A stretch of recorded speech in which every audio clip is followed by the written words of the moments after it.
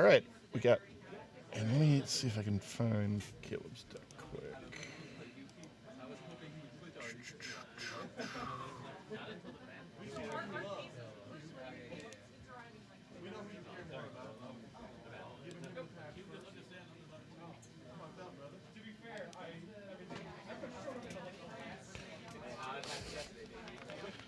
Looks like Caleb might be on Elves, starting out with a Priest of Titania. Is this? God, I just don't know if anybody can even hear me.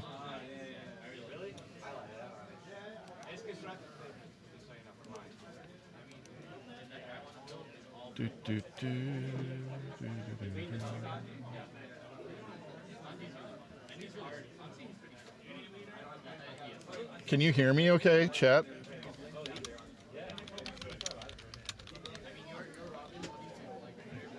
Let me know. All right. Sorry. So Michael's starting off with the classic Argothian Enchantress turn 2. Just what you want with Enchantress. Caleb, no turn 1 play, but he got his turn 2 Priest of Titania, following it up with a Multani's Acolyte, Fyndhorn Elves, and Quirion Ranger, and a Gaia's Cradle on turn 3, which is just what you want. This is what Elves does. This Ranger is going to turn to a lot of mana for Caleb if he wants. He's got 4 from this Cradle, and he'll be able to untap the Priest of Titania to get 4 more if they want. He's going to use this mana to just get a Masticore into play.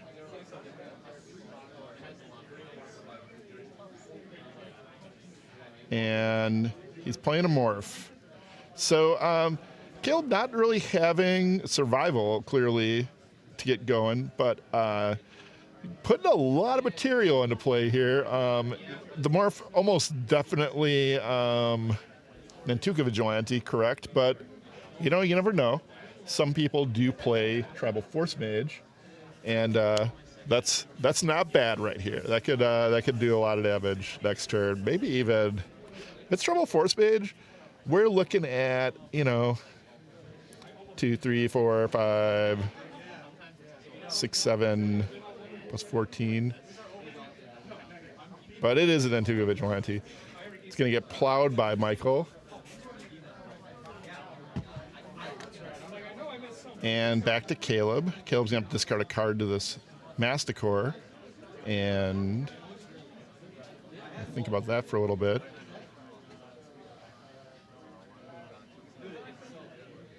Looks like it's going to be a forest. He's paying Echo on his Multani's Acolyte as well. He's going to untap his Fyndhorn Elves with the Quirion Ranger, replay the forest, and play another Quirion Ranger. And then we're going to get in for a little damage here. Looks like 9 to me.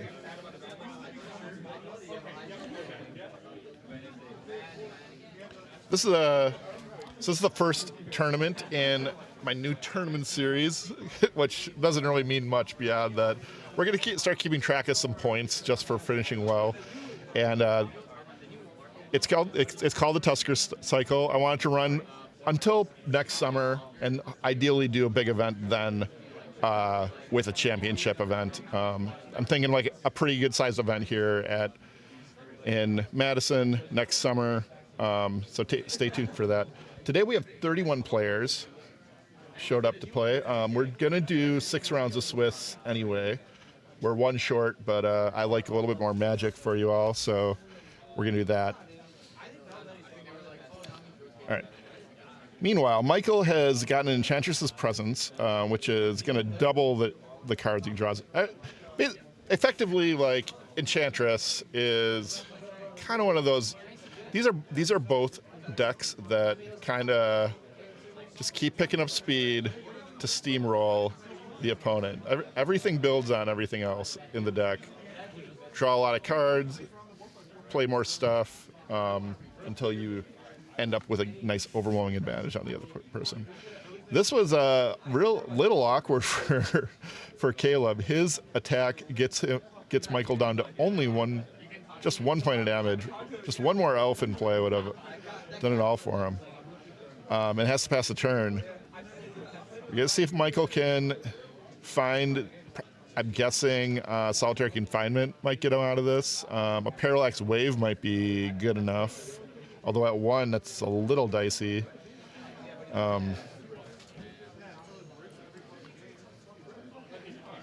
He is able to, I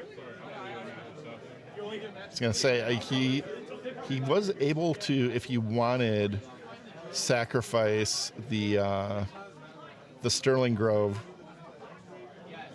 Yeah, he could have sacrificed Sterling Grove there, I think, and got Solitary Confinement. But of course, not being able to draw the card right there, he wouldn't be able to get it in his hand anyway. So, all right, I figured it out. He didn't have any options there. All right, so that first game's going to go to Caleb. Just going with elf beatdowns. Normally, elves wants to get survival and then really go off on the opponent, but sometimes it gets there without it, and that time it seemed like Caleb was able to get more than enough power and toughness into play to beat down the Enchantress deck before they get going. Kind of a little clunky draw for Michael. I don't have Caleb's deck list handy. Do have Michael's.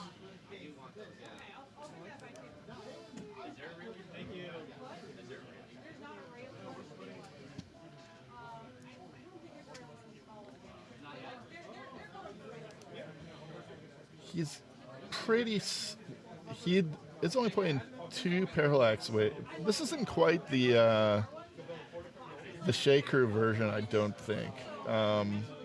In his board, Sideboard is 4 Xantid Swarm, no. 2 Carpet of Flowers, no. 2 Gaia's Blessing, no. 2 Sacred Ground, no. 2 Tsabo's Web, no. 1 Aura of Silence, no. And then Swords and a Solitary Confinement. So Michael's looking at like very little sideboard here. You can bring in. I'm seeing 2 cards he can effectively bring in. Maybe an Aura of Silence. I don't know. Maybe controlling survival is that important for this deck, but I kind of doubt it. But then again, if he has cards that aren't going to do much in the matchup, he very well could go that direction. I don't see it though. I think his main is pretty ready for elves.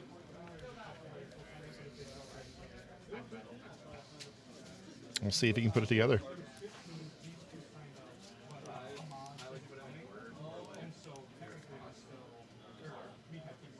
There are 31 players here today. I'll just add that. You know, that's useful info, right?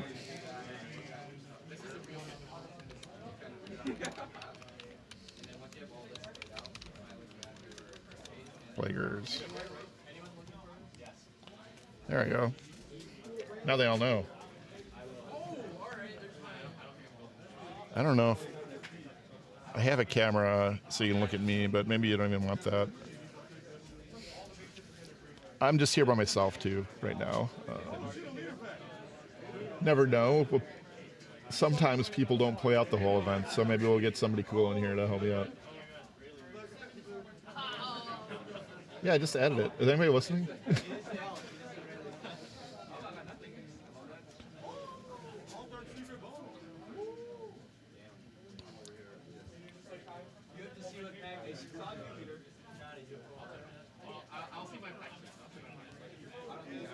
Why these 2 players? Caleb is a well-known streamer of the area, good friend of mine for a long time, and probably the most famous person in the room, you know. And Michael is kind of like a Misty Mountain Games tournament Iron Man, but also a pre-modern Iron Man. He's played a lot of events, a lot of places, and he's almost always there with this Enchantress deck. And plays it well. He knows it back and forth, and it's always great to see him in the feature match area. All right, game's going to start with an exploration for Michael and a Fyndhorn Elves for Caleb. So both of their acceleration online for them.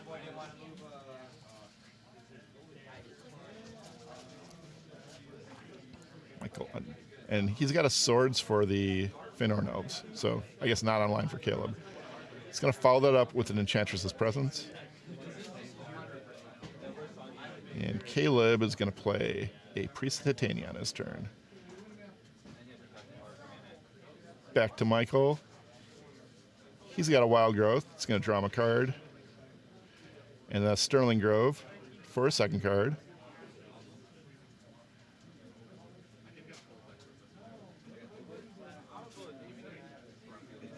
Got 3 mana from the Serra's Sanctum now. It's going to result in a Seal of Cleansing. Should have 1 mana left, right?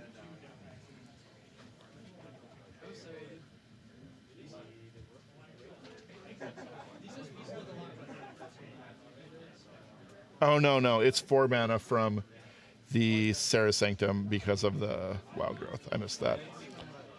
So he's got 2 white floating.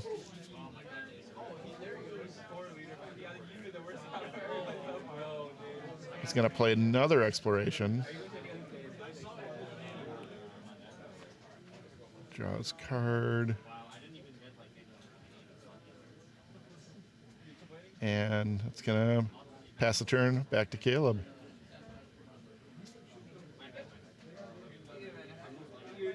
All right. Untapping the Priest of Titania, often what the Elves player wants to do.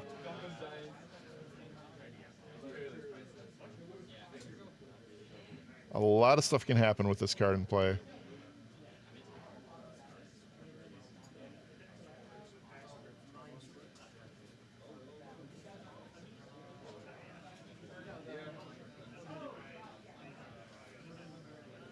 He's going to play a Survival of the Fittest, discard Squee.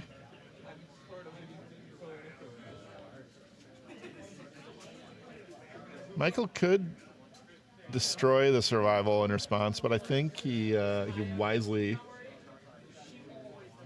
knows that Caleb probably has another creature. Like, a lot of people will just kill that survival in response to the first activation.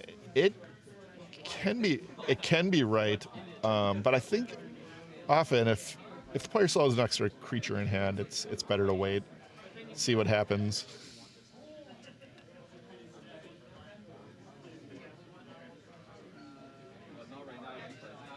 All right, here's a Quirion Ranger now. Gonna untap. And now Caleb has 0 mana, so I think Michael's going to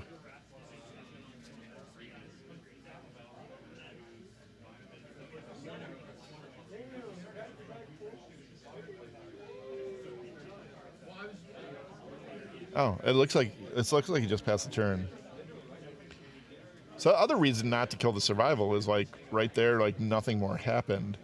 So now Michael gets to keep that Seal of Cleansing, which is going to give an extra mana on his Serra's Sanctum.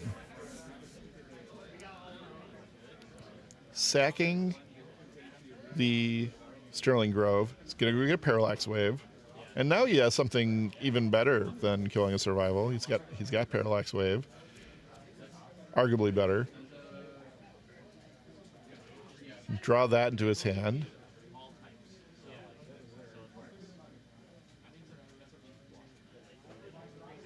Gonna play the wave, draw a card.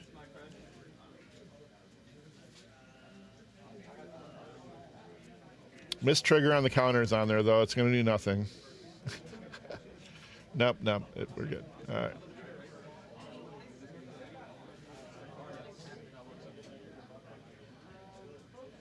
Yeah, he plows the Priest of Titania, and Caleb's going to respond by untapping it with the Quirion Ranger and survivaling away his Elvish Champion and retrieving a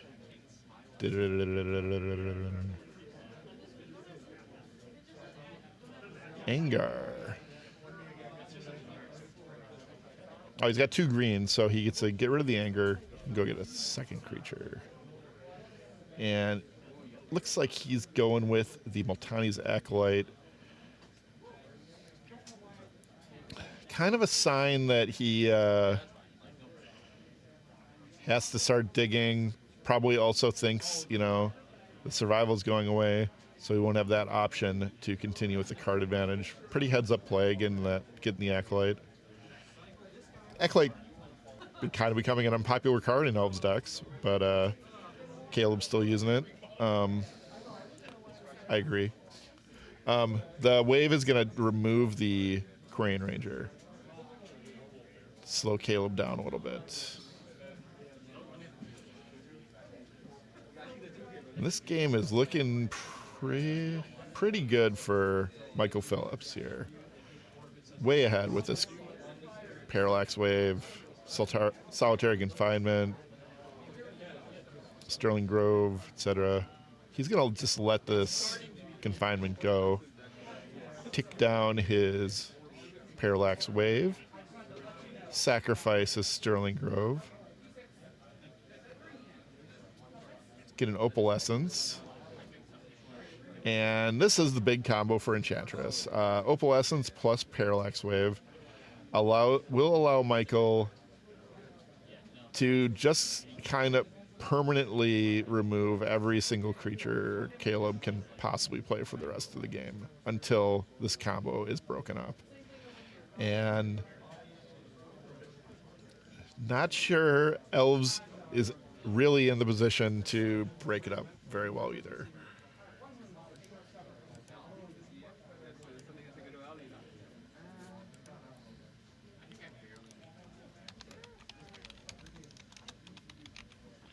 And looks like Caleb's just going to pack it up. Additionally, that Opalescence is going to turn to a pretty great clock for Michael, because all his creatures can now attack. They become creatures of power toughness equal to their casting cost. And we're on to game 3.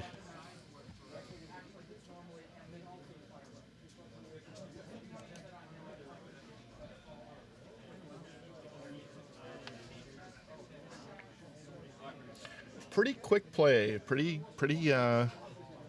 efficient game actions coming from both players here.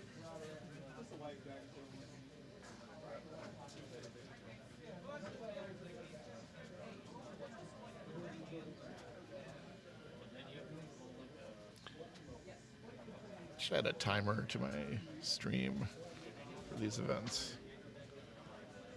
Is that possible?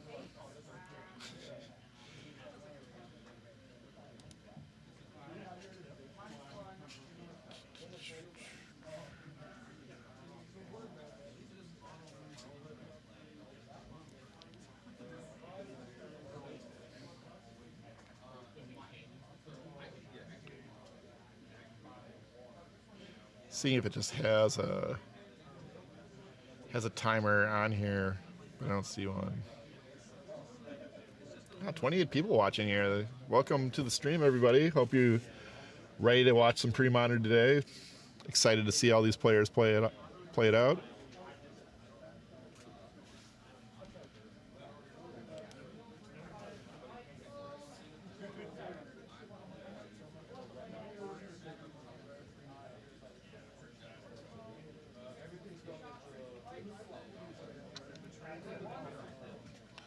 And Caleb's going to be on the play, which is always a great thing if you're Elves. He does not have a turn 1 elf, which gets a little rough.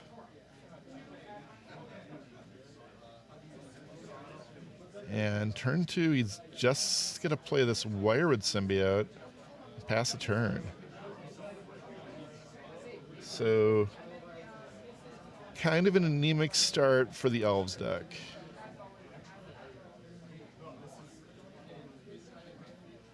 But I can't imagine Caleb would have kept this if it was that weak, since he could have chose to mulligan. There's going to be a plow on the Wirewood Symbiote, and Michael's going to untap, play the Enchantress, and pretty much all you want.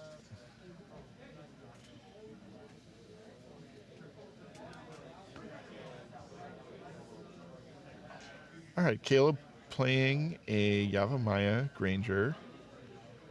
Assume he's going to get the mountain.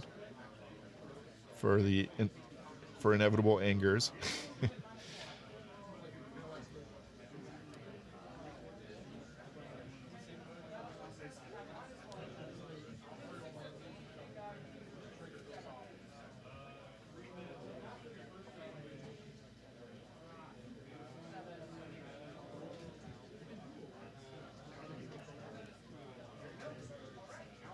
All right, Enchantress's Presence from Michael. Caleb's paying Echo. I don't know, maybe... I think he drew the Wirewood Symbiotes. I don't think that was in his opening draw. Maybe he just decided to roll the dice with a slower hand.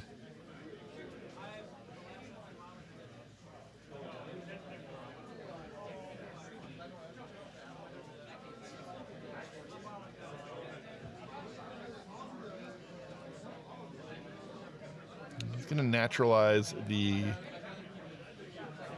Enchantress's Presence and attack for 2. This is another reason he might have kept his hand. He might just have a lot of answers for key enchantments and might be going that route. Sometimes you can draw a lot of interaction and it can make a slower hand a lot more alluring to keep.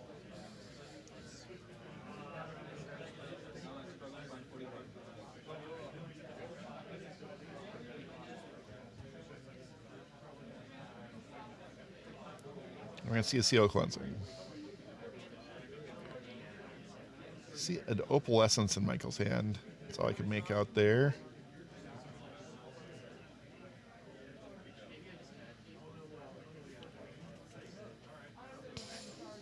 Caleb did keep a heavier, enchantment removal hand.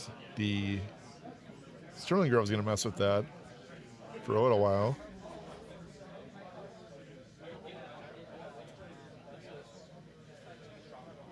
Looks like he's going to play Multani's Acolyte, follow up with a Priest of Titania, and then a Cradle, another Multani's Acolyte, floating 1, and then he's going to naturalize the Sterling Grove. Attack for 2. Michael's at 14. Unless he chumps. I don't think he's going to chump. He didn't chump. Michael untaps. He has Parallax Wave and he has Opalescence in his hand. So that's gonna draw a card. He has Seal of Cleansing and Parallax Wave in play. This is another of the key combinations for Parallax Wave. Either of the Parallax enchantments, you can activate them, hold priority, and then remove them with a seal or Chain of Vapor or any other way to remove that permanent and permanently exile the things that the Parallax targets. An important interaction we'll be seeing all day.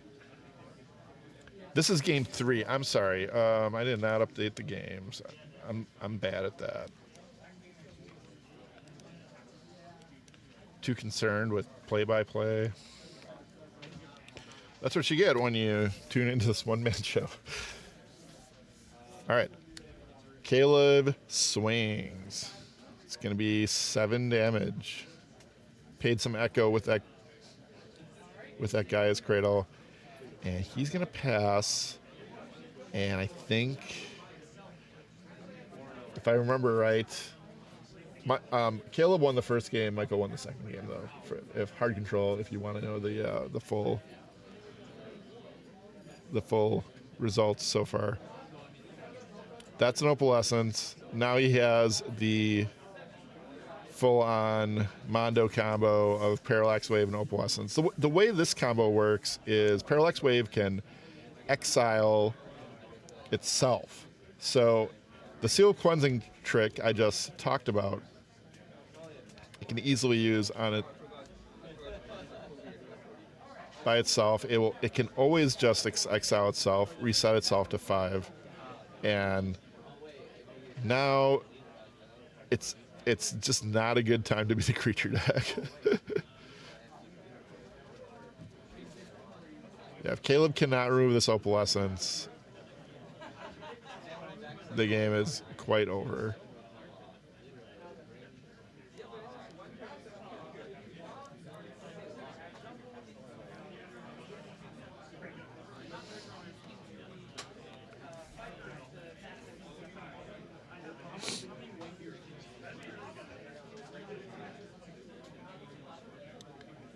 All right, we're going to see an Acolyte still digging.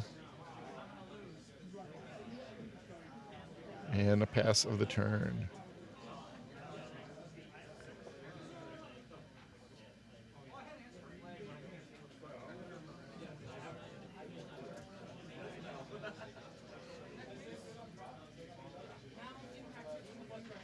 Oh, okay.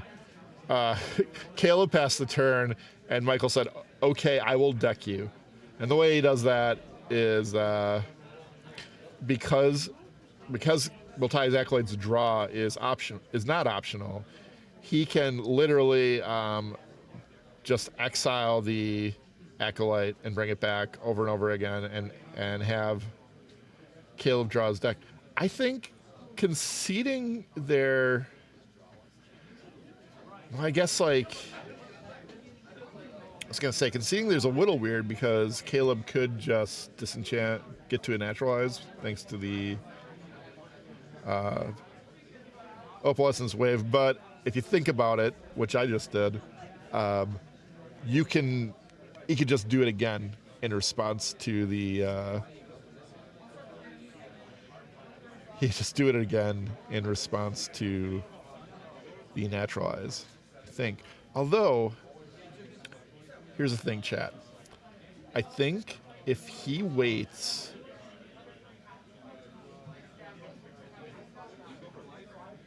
No, I don't think that works either. I was thinking, like, okay, so he could wait till when the Multani's Acolyte leaves is not in play. Maybe go for it there. I don't think that works either, because he can just bring it back in response by... Every single counter works as an effective seal cleansing, you know, so you can just keep restarting. Infinity, having 5 infinities stacked on top of each other is kind of rough. It gives you a lot more options than are immediately apparent. Don't mess with infinity. So Michael's going to take that match.